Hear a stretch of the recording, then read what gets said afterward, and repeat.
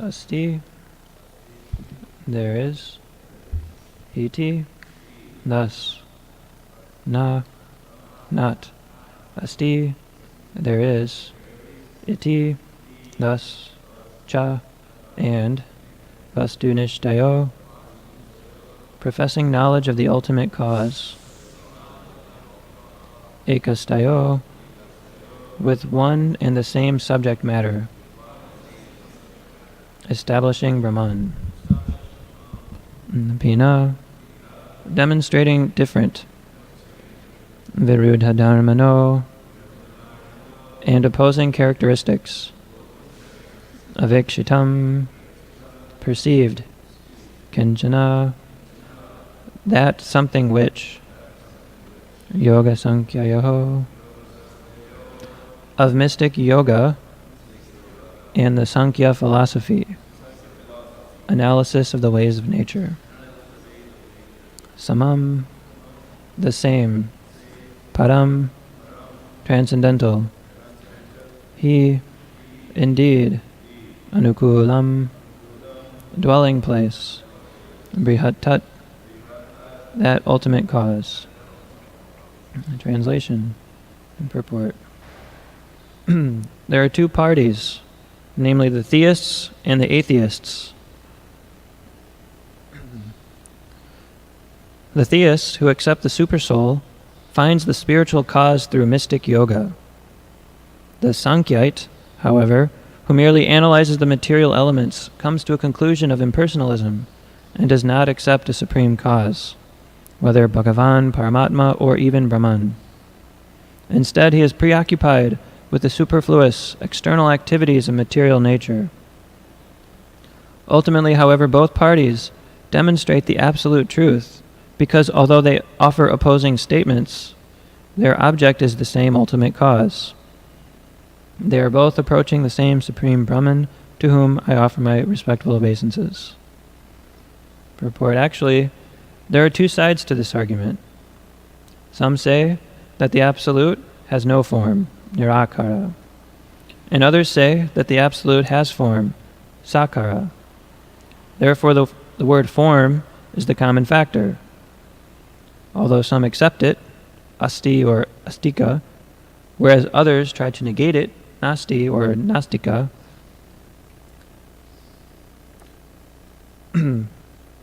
Since the devotees consider the word form, akara, the common factor for both, he offers his respectful obeisances to the form, although others may go on arguing about whether the Absolute has form or not.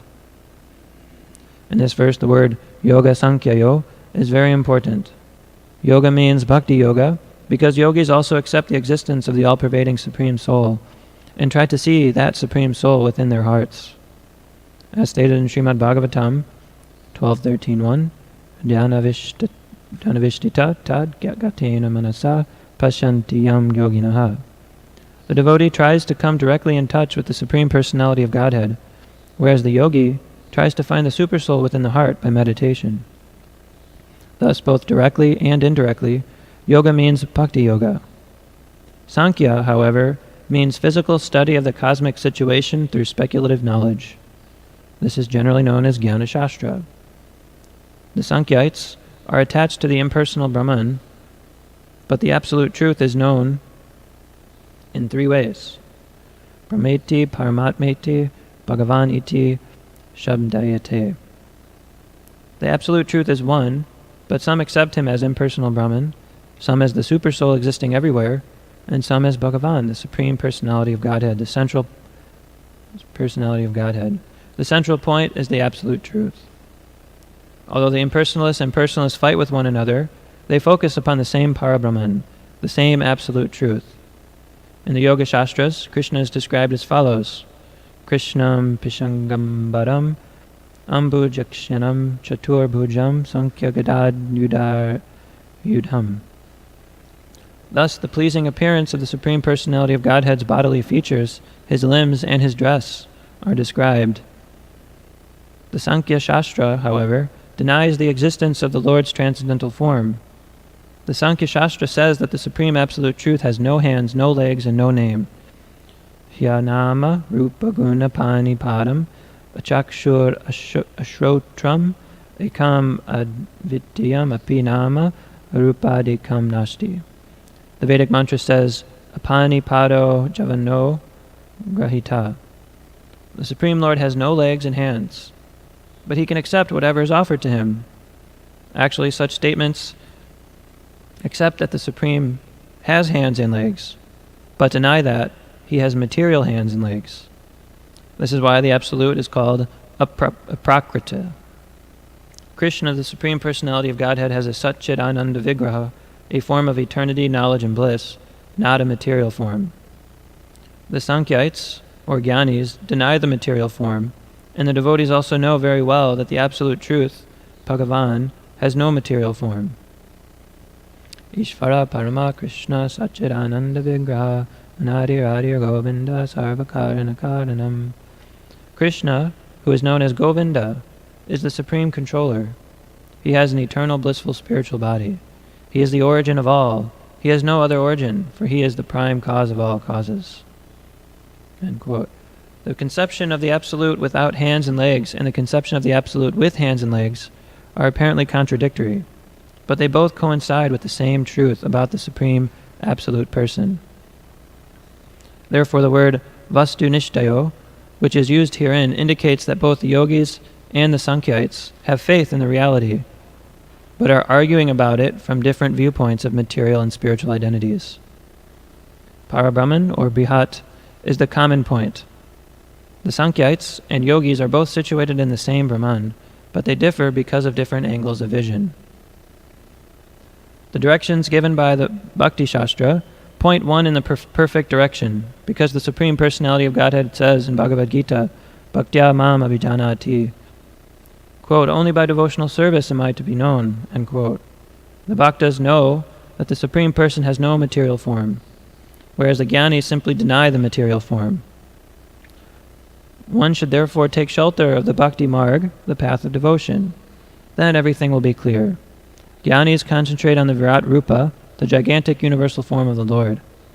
This is a good system in the beginning for those who are extremely materialistic, but there is no need to think continuously of the Virat Rupa. When Arjuna was shown the Virat Rupa of Krishna, he saw it, but he did not want to see it perpetually. He therefore requested the Lord to return to his original form as two-armed Krishna. In conclusion, learned scholars find no contradictions in the devotee's concentration upon the spiritual form of the Lord, Ishvara Parama Krishna Satchidananda Vigraha. In this regard, Srila Madhvacharya says that less intelligent non-devotees think that their conclusion is the ultimate. But because devotees are completely learned, they can understand that the Supreme Personality of Godhead is the ultimate goal.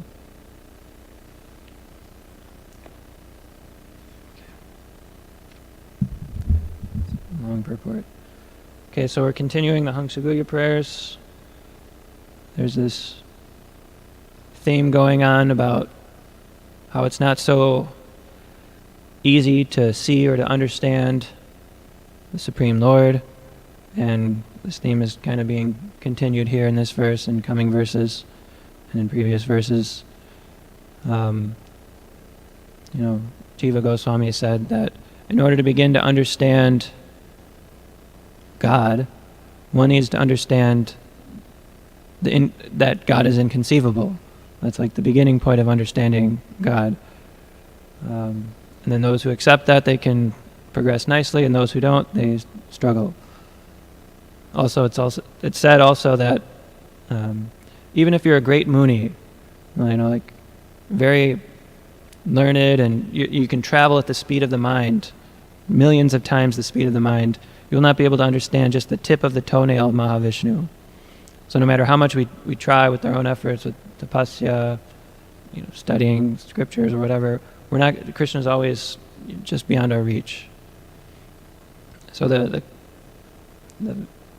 Vedas mostly deal with the karma kandya, just rituals aimed at elevation to heavenly planets. That's a large portion of the Vedas. And then there's a smaller portion of the Vedas, the Upanishads, which deal with the spirit soul, the absolute truth. And the Upanishads, they're very I guess you could say, there's a lot of very terse statements. The language is very terse. They put a lot of meaning in very short aphorisms. There's volumes and volumes of meanings in just short aphorisms. So not everybody can understand the Upanishads very clearly because there's just so much there. It's hard to understand. And also the Upanishads, they tend to also use the process of neti to describe the absolute truth. Neti is like the negation, going in-depth descriptions of the negative aspects of material nature. So they'll try to distinguish the difference between matter and spirit by saying that spirit is, if you take away all the material qualities of something, what you have left is spirit. So then they have this whole analysis where they say, okay, well, all material forms have variety and differentiation. So if we remove all variety and all differentiation, then we'll see, then that is something spiritual, something which is without variety, formless. So they come to, oftentimes people, when they read these statements, they come to the conclusion that the absolute truth is impersonal, it's formless. And that's one of the two parties described here. So they accept the absolute truth as nirakara, as without having form. And Prabhupada describes them here as atheists. So they tend to have they tend to analyze the physical elements of the universe and try to understand through, there's mental speculation about the absolute truth. And they come to this conclusion that the Supreme is formless. That there is no cause, that the Supreme is formless, and they tend to focus on the negative parts of the statements of the Upanishads, like he has no legs, no hands, no form, things like that. And then there's another group, the theists, and they accept that the Supreme Absolute Truth has form, sakara, and that there is a cause. And then they because they accept that there's a form, they accept that the Lord has Satchit Ananda Vigraha, his spiritual has a form. Then they offer obeisances to the Lord. They offer devotion. They engage in devotional service. And it's said here that both of these parties, they're actually approaching the same absolute truth. And they're seeing it, it's described later, that they're seeing it from different angles of vision.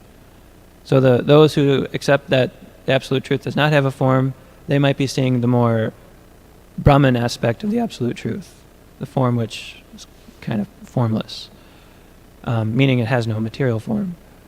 And then, whereas the devotees or the yogis, they are seeing more like trying to see the Bhagavan feature. So I guess you can also think of like that common,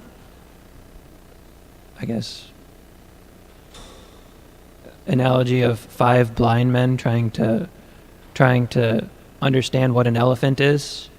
So there's 5 blind men, and they can't see the elephant, but they're touching different parts of the elephant. And by touching a certain part of the elephant, they get a certain conception of what the elephant is like. So one of them might be touching just like the stomach of the elephant. They might think, oh wow, this is like a big wall. And that's their conception of an elephant. It's just a big wall.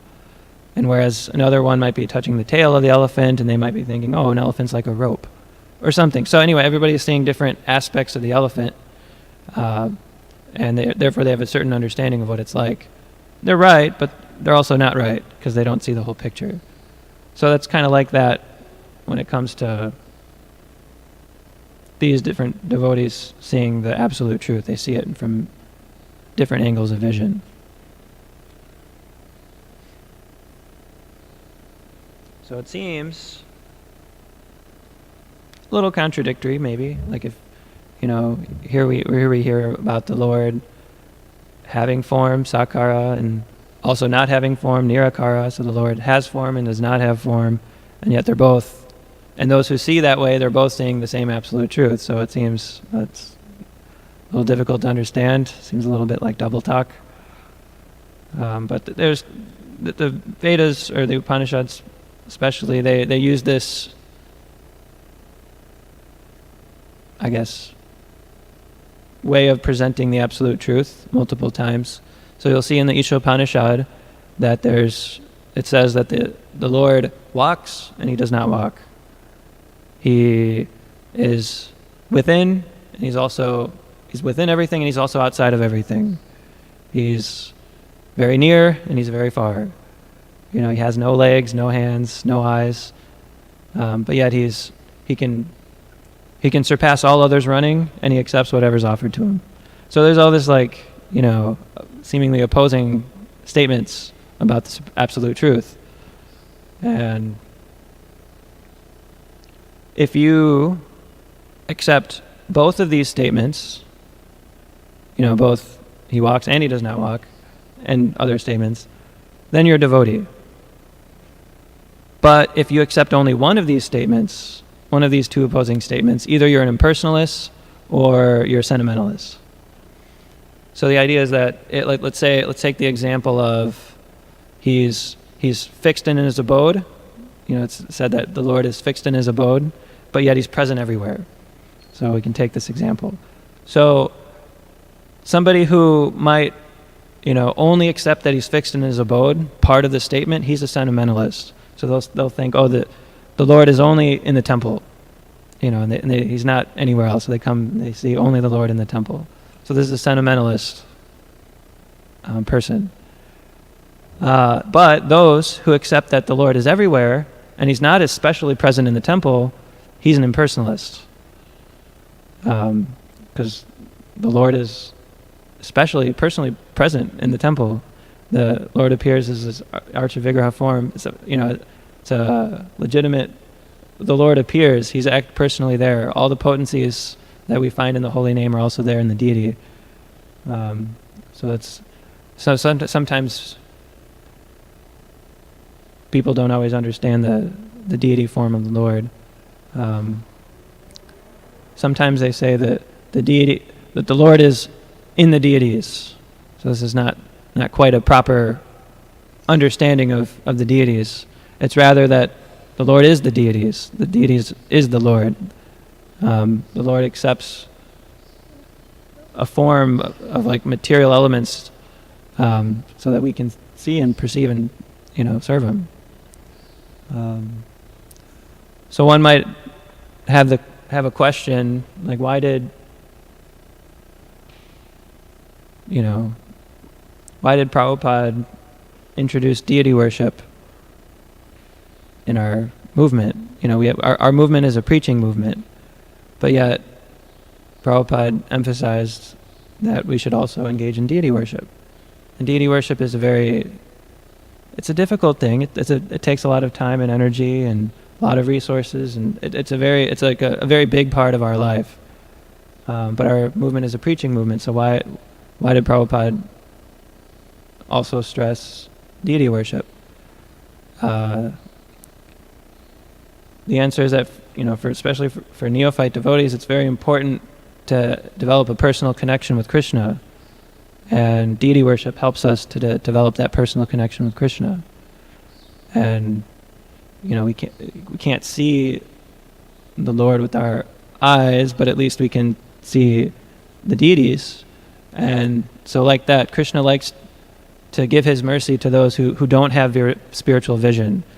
So that's why he appears in the deity form, so that others can see him and worship him. So anyway, nevertheless, so even though the idea is that even though the Lord might appear in so-called material elements, he's still nirguna.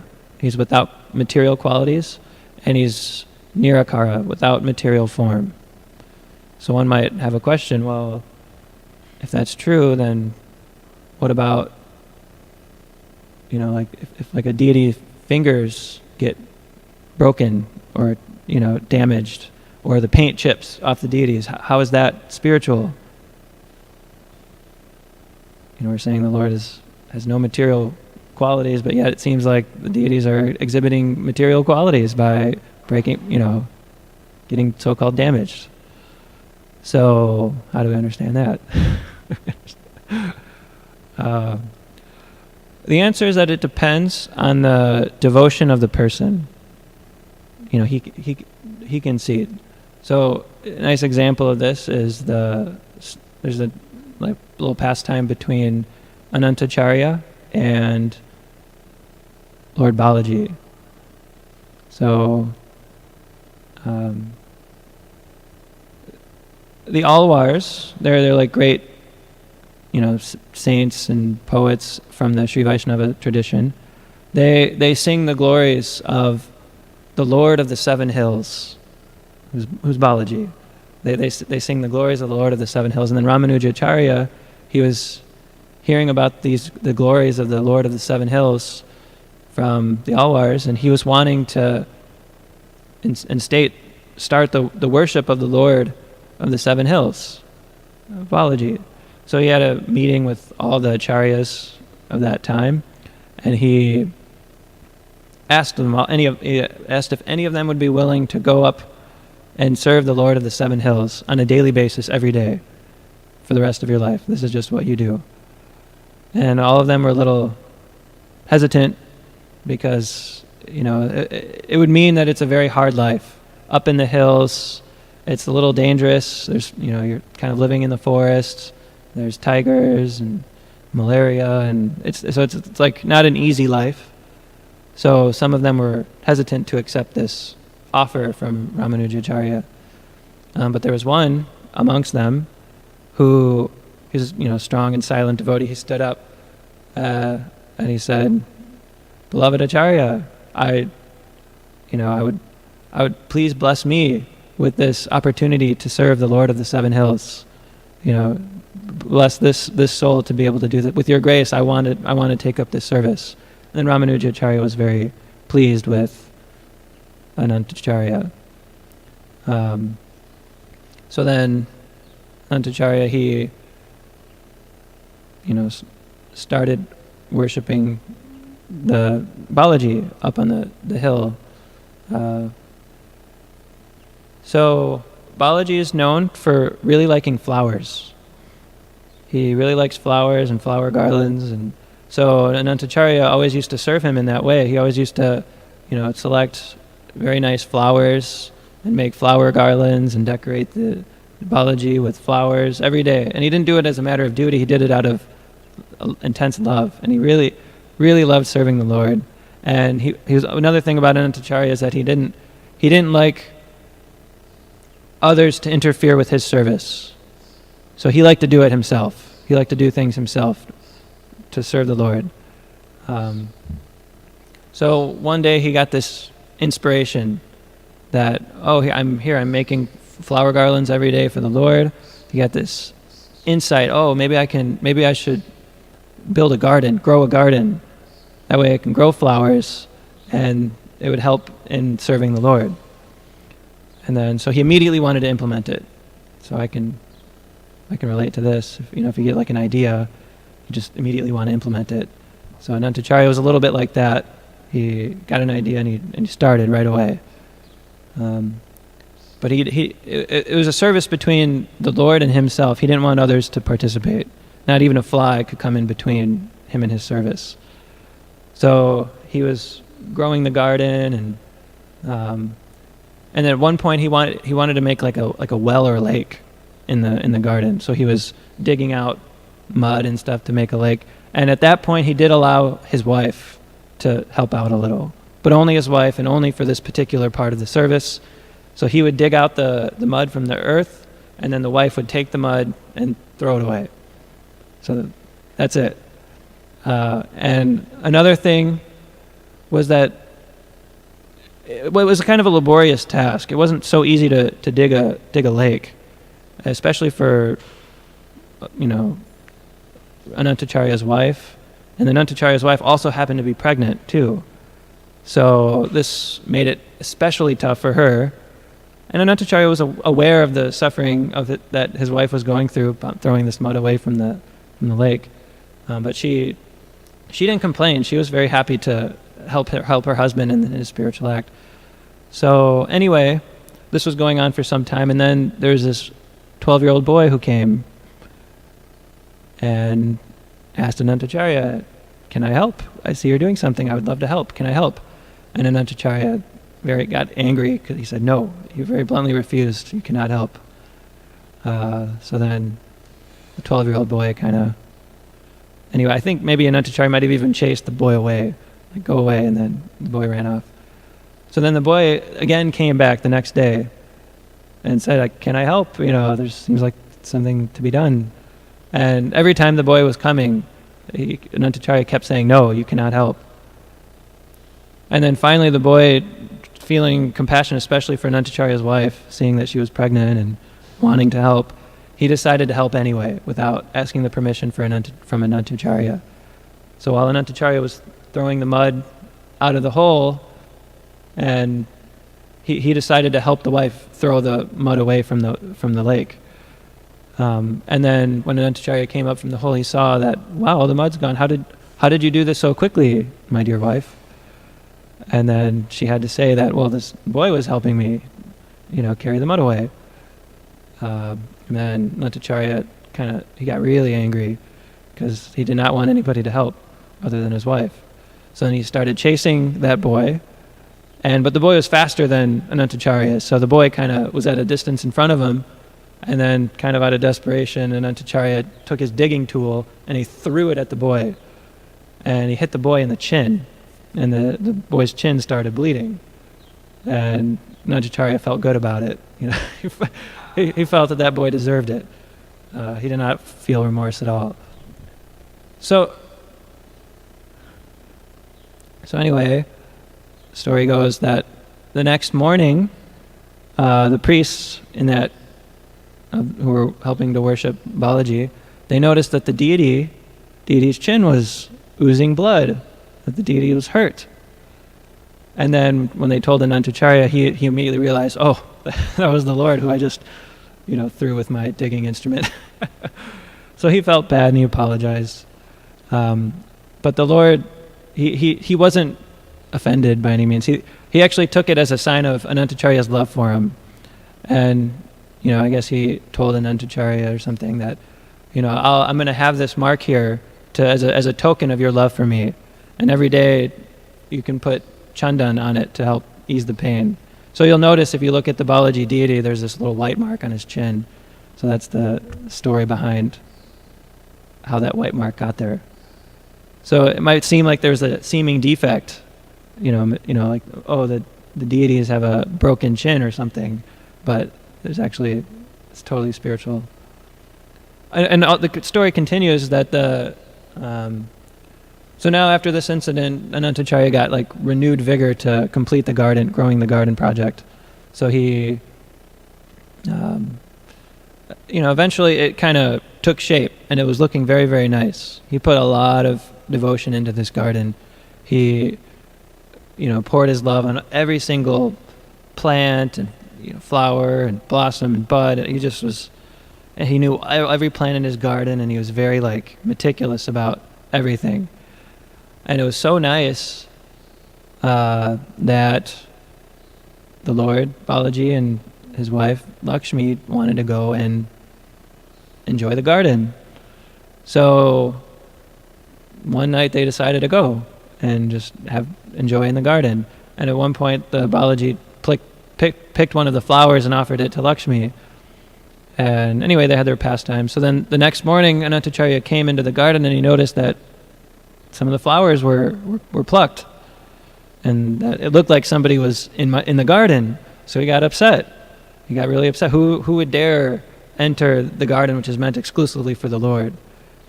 And so he decided that he's going to stay up all night and try to catch whoever did this. So he stayed up all night without sleeping and guarded the garden. And even though he stayed up all night, he noticed that when the next day came, some of the flowers were again gone, and it looked like somebody was walking around or something. So he's like, I was up and I saw it, and still it happened. So he decided, I'm going to stay up again. And then he did this for 8 nights in a row, just trying to guard the garden from anybody entering. But every time he failed. He wasn't able to catch whoever did it. So anyway, after some time, the Lord decided, okay, I'm going to allow Anantacharya to catch us this time. So then, sure enough, he was waiting, and then some husband and the wife came into the garden, and Anantacharya said, oh, yes, I got you, and then started like running after them, and he caught a hold of both of them, and he tried to like get some revenge for you trespassing on my garden. So somehow Balaji was able to wiggle out of his grasp, and he kind of ran away, but Anantacharya still had the wife.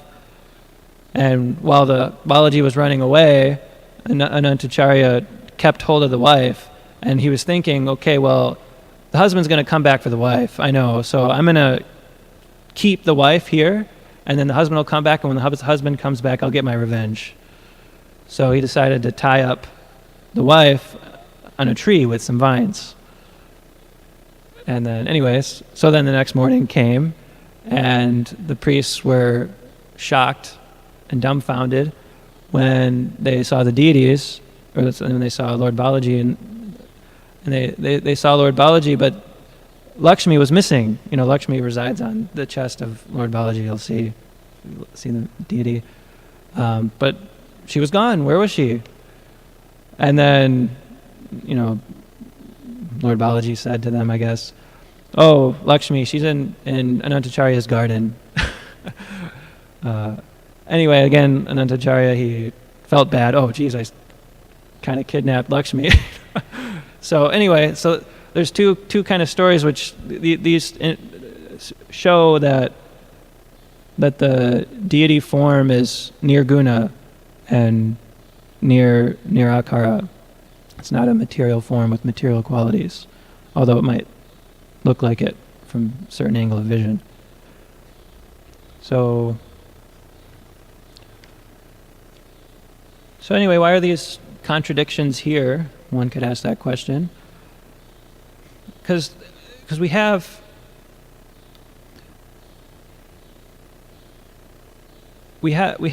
really need to kind of revise our deep-rooted material conceptions about the absolute truth. So the Upanishads, they'll say like the Lord has no eyes, because generally when we think if the Lord has eyes, we think eyes like ours, eyes like this, and we think, oh, the Lord might have eyes like ours, but actually it should be the other way around. We say that we have eyes like the Lord. You don't say that the father looks like the child. You say that the child looks like the father. So similarly, we look like the Lord in one sense. That would be more appropriate. So that's kind of like how we can begin to understand. And there's also like all these contradictions that are mentioned, like he has form and he doesn't have a form, or he's within everything yet he's outside of everything. There's ways we can understand this, like he's within everything as super soul, and he's also outside of everything as the Virat Rupa, or he's very near and he's very far. So he's very near to those who want to be near to him, and also as the super soul, he's as close to you as you can get. And he's very far for those who want to be very far away from him. And he walks and he doesn't walk. There are examples of deities that are walking. The Sakshi Gopal example. So anyway, like this, there's ways of understanding these apparent double talk. Of course, to really be able to understand these things, though, it really requires for one to engage in devotional service. So we can accept that the Lord has these inconceivable powers and he can do amazing things. We can accept that, and we can also hear from pure devotees, and that'll help us to begin to start realizing these things instead of just having theoretical understanding. We can't say that we've totally realized these things yet. Maybe we could say that some glimpse of realization is starting to awaken, but we can continue to keep looking in that direction. So continuing to chant in the proper mood and hearing from pure devotees, engaging in devotional service. That's what we can do. Okay, so I'll stop here. Is there anything anybody would like to add? Luke? I was gonna say this verse gives a nice expression of non-sectarianism, in that everyone is actually worshiping the absolute, and the reason persons don't see that is because there are different perceptions according to the process that they follow. So there's really nothing to argue about, because I think in the previous verse it was talking about how everyone's arguing and disagreeing with each other and so on.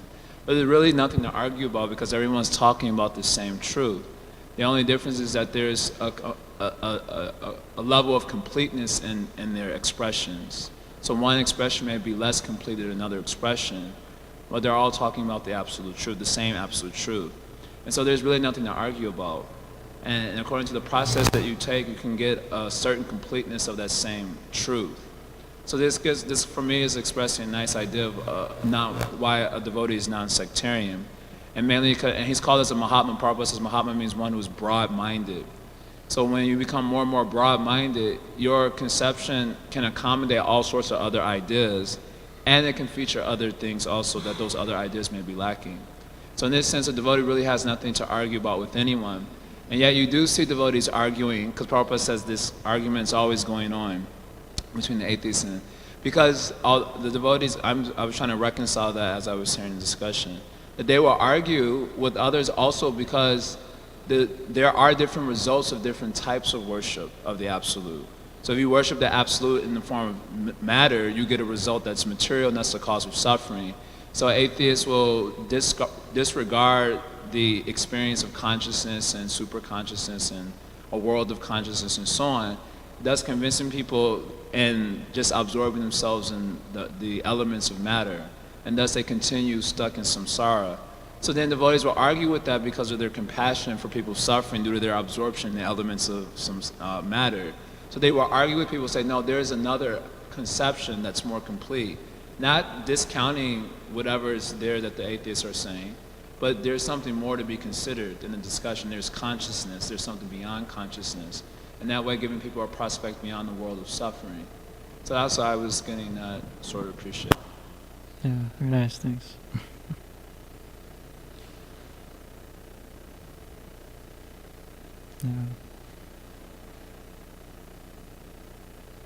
Yeah, because we're kind of duty bound as devotees to, if we see, in one sense, okay, everybody is worshiping the Lord, so we could just say, oh, everybody's worshiping the Lord, there's no need to preach, or no need to talk to anybody. But at the same time, as devotees, we're duty bound to preach to people and to tell them, oh, hey, you're worshiping the Lord, but you're worshiping in not a complete way. So there's this whole other realm that you can get into. I remember one time I was driving down to Vir Maharaj to, I don't know, downtown or whatever for his visa or something, and there's this bhakta he was traveling with who happened to be like this Buddhist guy, and he was saying, down to Vir Maharaj, he likes to engage in conversations, like giving theoretical scenarios and asking us how we would respond to different scenarios. So we were in the car, he was saying, okay, well, what if somebody says that, I think it's okay just to be like a good person. Being a good person is, I think that's okay. It's good enough to be a good person. There's no need to do all these other things. As long as you're a good person, I think that's, so if maybe at the end of my life or something, I'll do some devotional service or something along those lines. So then he was putting this scenario forward to us and saying, okay, how would we as devotees respond to this?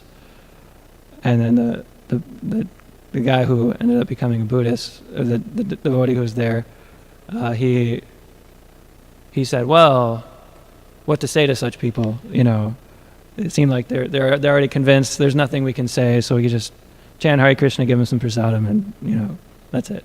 That was his answer. And then Danavir Maharaj kind of blasted him for that. He said, no, if we don't say anything, nobody's going to say anything. It's our duty as devotees to, if we see something like this, we have to step in and try to correct it. So anyway, so like that, if we see somebody worshiping, only not accepting God or something spiritual or anything, it's our duty to step in and say something. Otherwise, nobody will. And so, anyway, just one thing on this. By the sense of concern that, although you're all worshiping the same absolute truth, but this one leads you to a result that will not be a very palatable experience for you, namely repeated birth and death. And therefore, your prospect is higher. Here's some other information that you could use. I was thinking of this Chaitanya Charitamrita verse where it says, everyone is a servant of Vishnu. Some know it, some don't. But for those who don't, they have to suffer the consequences of their simple reactions. Always like that verse. Yeah. Hey, don't you also say that everybody's following the Vedas, or those who follow the Vedas and those who don't, they both prove the Vedas to be true? I think I think he said that. Oh, Daniket. Oh, okay.